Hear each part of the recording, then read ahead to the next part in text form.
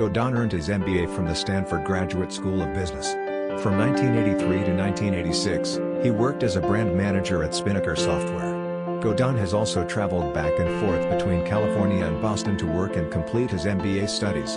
After leaving Spinnaker in 1986, he used $20,000 in savings to found Seth Godin Productions, primarily a book packaging business, out of a studio apartment in New York City. He then met Mark Hurst and founded Yoyodyne, named in jest after the fictional Yoyodyne in the adventures of Buckaroo Banzai across the 8th dimension. After a few years, Godin sold the book packaging business to his employees and focused his efforts on Yoyodyne, where he promoted the concept of permission marketing.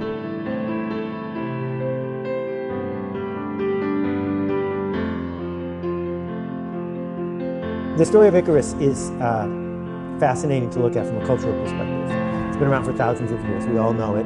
Daedalus and Icarus go to a desert island. Daedalus, the dad, makes wings out of feathers. Gives them to his son, puts them on with wax. Says to his son, obey your father, we're flying out of here. Don't fly too high, because if you fly too high, the wax will melt and you'll die. And we all know what happened. Icarus got uppity, he had hubris, he disobeyed his father, and he died. Except that's not what the myth said in 1700 or 1500 or 1200. They changed it. It used to say, but more important, don't fly too low. Because if you fly too low, the water and the mist will weigh down your wings and you will surely perish. They took that part out. How do you think they took that out? They took it out because the people in power, the industrialists, want us to fly lower. Because it's easier to ignore us, it's easier to keep us in line, it's easier to get a factory job that way. And I'm not a conspiracy theorist at all, but I do know where public school came from. And public school was invented by factory owners who didn't have enough compliant factory workers. And it worked great. For 100 years, we had this wonderful system. Do what you're told, go to the placement office, you'll get a job for 50 years, you'll like the job, but you'll be able to go home and watch TV, buy enough stuff, you'll need a storage unit, and then you'll die. And the problem is that people are still seduced into thinking that what they're supposed to do is fit in more. And social media has made it worse because there's this whole pack mentality of how do I fit in more, with small bursts of here's one quick tip for a flat stomach and 3 different ways to get rich, and you can learn to flip houses today and be a millionaire tomorrow. None of which work, right?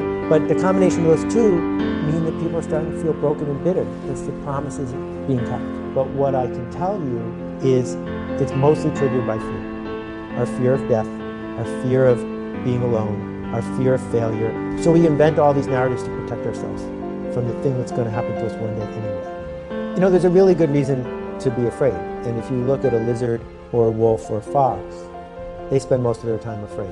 That's why they're alive. That what makes a wild animal is that they're good at having grandchildren, staying alive in the wild. Well, we evolved from that, and it worked when we were cavemen or in the jungle. Because if you hear a twig snap and you don't run away, that's it, it's over. If you're in the circle in the village around the campfire and you offend the chief and they banish you from the tribe, you're gonna die. And so there's a lot of things that evolved for a really good reason about how we behave. And now they're all wrong. That the thing that you're trying to avoid with saber-toothed tigers or the campfire, the opposite is true if you want to do public speaking, make a presentation, do sales, invent something new. The harder we make it go away, the more powerful it becomes because it's in our brainstem, our amygdala. It's very powerful. So the alternative is to say, oh, welcome back. Thanks for letting me know I'm onto something. And that narrative is something that we can learn to do. And we can do it with fear, not without fear, but do it with fear. Because over time, it's like athletics. We can train ourselves to get better. And what we find is that as a parent, as a clerk at 7-Eleven, as a 3rd grade teacher, we could dig deep into emotional labor. Not the physical labor of digging a latrine, but the emotional labor of sitting when we feel like running, of whispering when we feel like yelling. We could dig deep and say, in this moment, I'm going to choose to be the best version of myself and seek possibility. And then what happens, more often than not, is the world responds by inviting you to play on a bigger stage. And it turns out that that's a life. And you can build an entire life merely doing that. And so there's an enormous amount to be said for accepting the fact that you're going to die, accepting the fact that it's all going to go away. What are you going to do in the meantime? People who have the hubris to dream of something bigger change the status quo.